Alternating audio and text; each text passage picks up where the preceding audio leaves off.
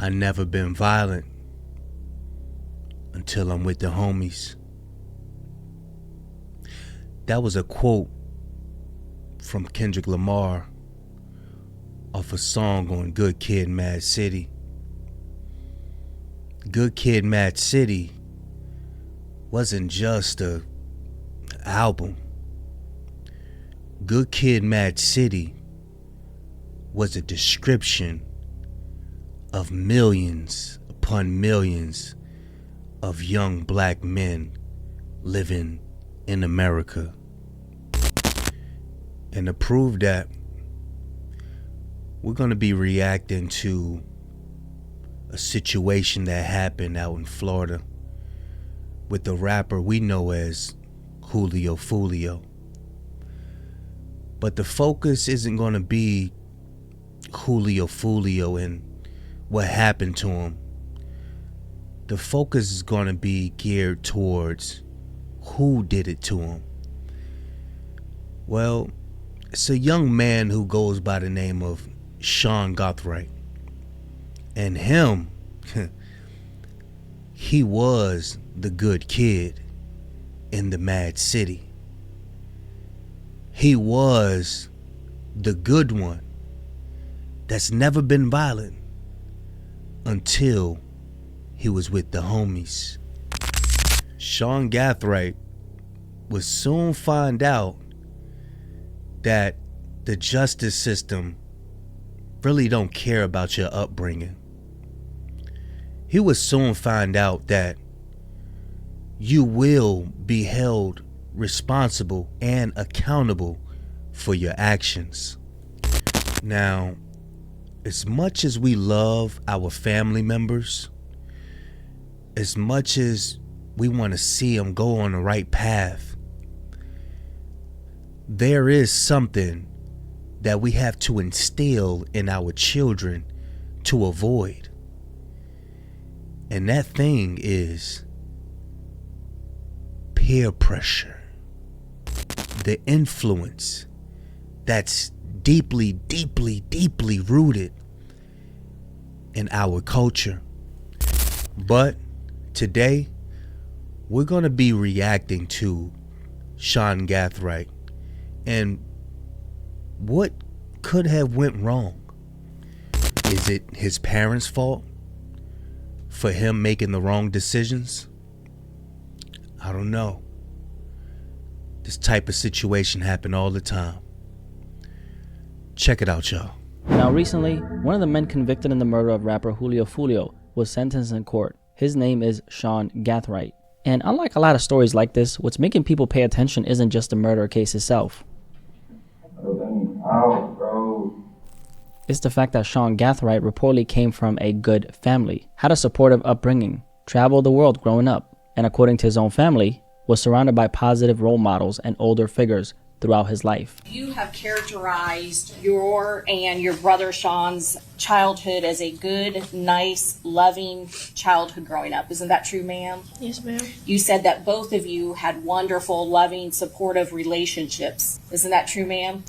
And specifically when talking about male role models, you said that he had a wonderful relationship with his stepdad, Brian. Yes. He also had a wonderful godfather. His grandmother, Lisa Gathright, you both had wonderful relationships with her as well. Yes. And her husband, before he passed away, your grandfather, both you and your brother Sean had an amazing, loving, supportive relationship with him as well. But despite all that, Sean, alongside several other individuals, would eventually drive from Jacksonville to Tampa, Florida, where prosecutors say they carried out a targeted ambush that left rapper Julio Fulio dead. And in the process, Sean would end up destroying his own future forever. Damn. Not long after the murder, authorities would track Shawn Gathright down and arrest him in connection to the homicide. And by the end of the trial, Sean was crying in court, which raises a bigger question that honestly goes far beyond this case alone. How did we get here? And how does someone who seemingly had love, guidance, structure, and opportunity still end up making the worst decision of their entire life? Shawn Gathright was described by his sister as the type of little brother who was always joking around and messing with people. The two grew up extremely close in a military family and were rarely ever separated. despite constantly moving around growing up. His sister described Shawn as funny, caring, and somebody who was always there whenever she needed him. And she recalled childhood memories of him wearing her sunglasses, turning her TV upside down for no reason, and constantly bothering her in the way younger brothers usually do. Growing up, Shawn reportedly traveled to places like Japan, Scotland, Jamaica, London, Ireland, France, and even South Africa. He also participated in karate and sports, volunteered at church food pantries, and according to testimony in court, grew up surrounded by supportive family members and positive role models throughout his life. So this was a young man who was no stranger to traveling the world. This was a young man who was familiar and had older role models in his life. And this is why I tell the young men out here nowadays, if you feel like that you're going to go out and do something, go lock yourself in the bathroom for about a good hour, good 30 minutes to an hour. And then you come out and you ask yourself, do you still want to commit those crimes? Is it worth listening to your peers and following what they do? We should not follow a multitude to do evil, as the good book would tell us. His sister also described him as a loving uncle who spent a lot of time helping take care of her child and playing with him around the house. So by most accounts, Shawn Gathright came across as a normal young man who had structure around him and people who generally cared about him. And honestly, that's what makes this case feel so disturbing to a lot of people watching it, because it's hard to picture this same person, the one described in court as funny, caring, well-traveled, and family-oriented. Were you remorseful as you were running back with that AR-15 in your hands? Like I said, I try to remember nothing from that night. Later being seen in surveillance footage holding what prosecutors describe as an AR-style rifle and firing into a Dodge Charger during the ambush that killed rapper Julio Fulio. Now the story starts in Jacksonville, Florida. Shawn Gathright and several others made the drive down to Tampa on June 22nd, 2024. At the time, Fulio had been posting his location online throughout his birthday weekend. The pool party start the day at 5, 6 o'clock. If you already got the address, pull up. And investigators believe the group used those public posts to track his movements across the city. The group traveled in 2 separate vehicles. One was a silver Chevy Cruze, the other was a black Chevy Impala, allegedly connected to Shawn Gathright through his mother's registration. So this car was quite literally registered to his own mother's name. However, it was noted that this was mainly used as his own personal vehicle. By the time they reached Tampa, prosecutors say the group checked into an Airbnb, located just minutes away from where the murder would eventually happen. At that point, everything still looked normal on the surface. Just another group of young people in another city during a weekend trip. But according to court documents, the real reason they came to Tampa started unfolding later that night. Investigators say the group began following Fulio's movements across the city after he publicly posted locations tied to his birthday celebration. Prosecutors claim the silver Chevy Cruze allegedly acted. The way these kids are moving, you would think that they was trained in the military. You would think that they had some upper echelon influence. You see how he was holding that bag? They're traveling from one city to another to continue out with this act, this heinous crime. You cannot put a face on what somebody would do. You cannot. I would never think that people, little children that looks like this, would do something like this.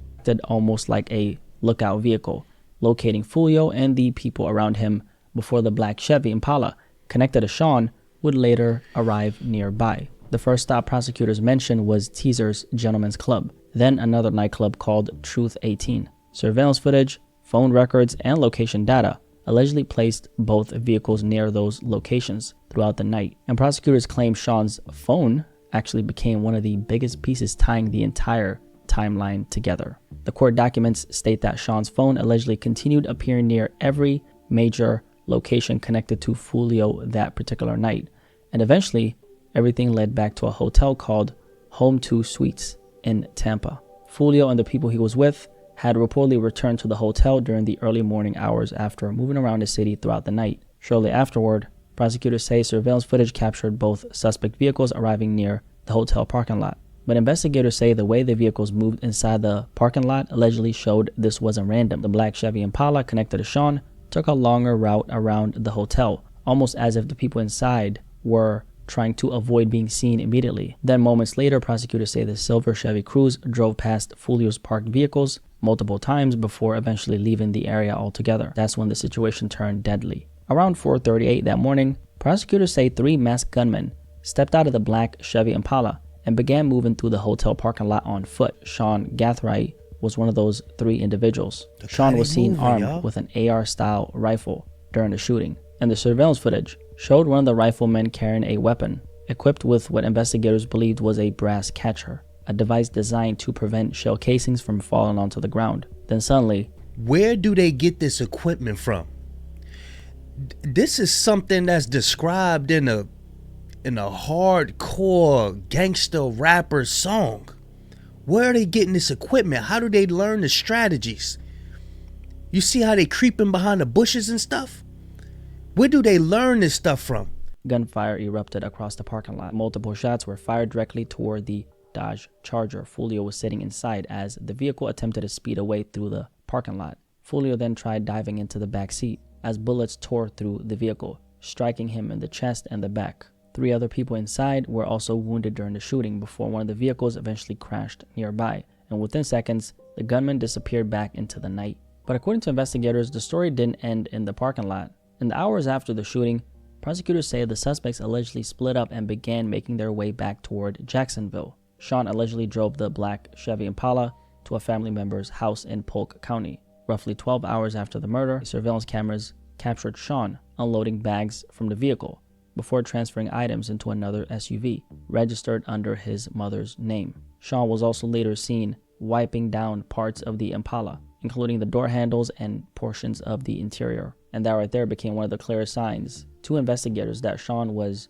now starting to panic. Because by this point, investigators say the digital trail surrounding the murder was already beginning to close in around everyone involved. Phone records, license plate readers, surveillance footage, Airbnb cameras, Uber records. Nearly every moment tied to the trip from Jacksonville to Tampa was reconstructed piece by piece. Then just days later, Shawn was pulled over in Jacksonville while driving a different SUV. There was a movie back in the day that Sylvester Stallone, Wesley Snipes, called Demolition Man. And in it, they had this new world, whereas though like you couldn't curse, you couldn't spit, you couldn't do nothing. Like it was like this, they made it this perfect world. You was monitored all over the place. And this is where this is headed to. 2026, it's impossible to get away with anything. If you're not some mastermind and you're really not like that, it's impossible to get away with stuff.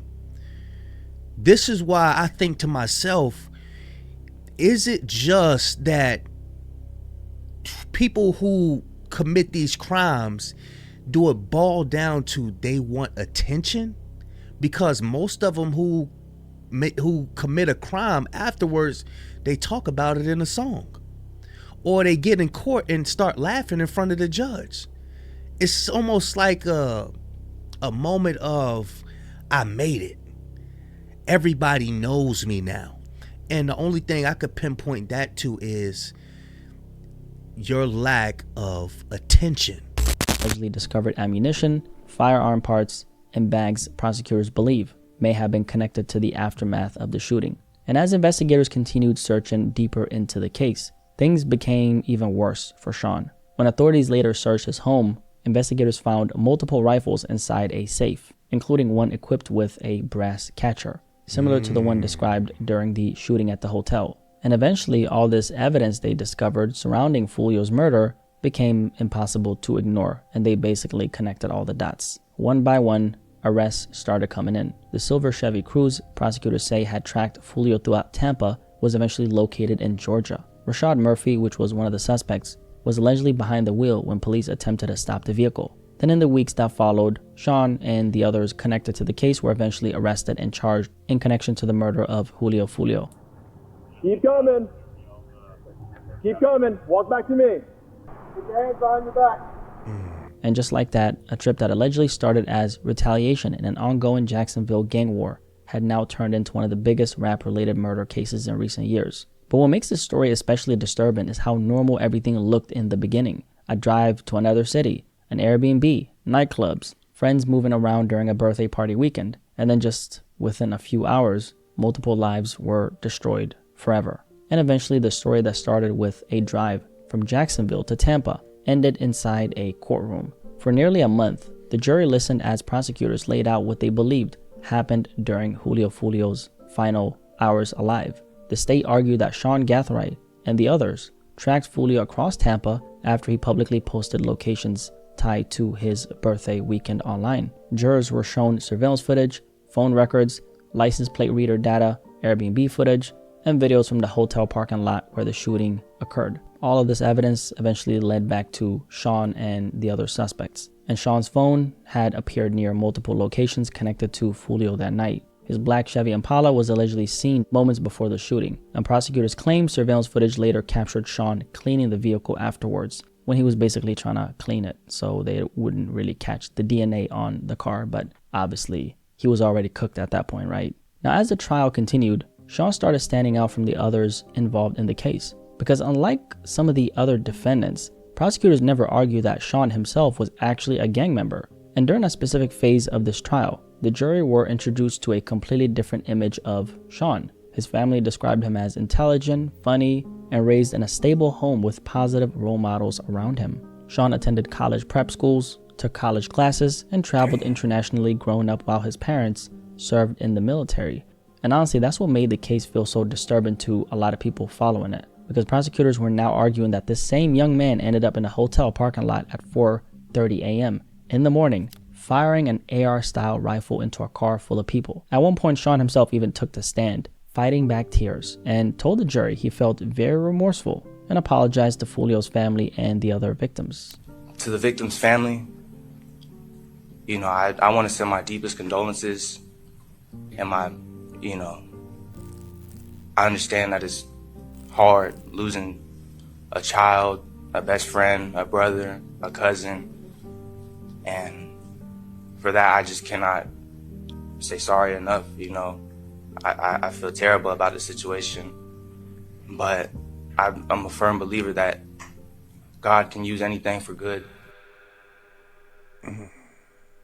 But prosecutors argue that the murder was cold and calculated and carefully planned from the beginning. Then finally, after weeks of testimony and nearly 8 hours of deliberation, the jury reached its verdict. Shawn Gathright was found guilty of first-degree murder and the killing of Julio Fulio. This is a story of a young man who, according to nearly everyone who testified for him, came from a good family, traveled the world, attended college prep schools, and had never seriously been in trouble before any of this. Although, according to investigators, Shawn was also allegedly connected through ballistic evidence to a previous 2023 attempt on Fulio's life months before the murder in Tampa. So obviously he was involved in something, but that's what makes this entire story feel so disturbing, because somewhere between all those opportunities. So now I'm learning something new.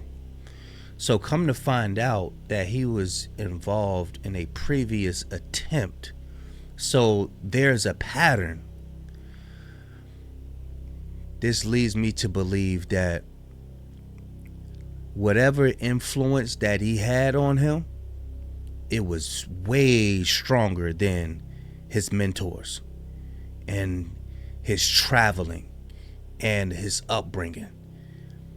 Because if he got away with the first one, if he would have somehow got away with this one, there probably would have been a third one as well.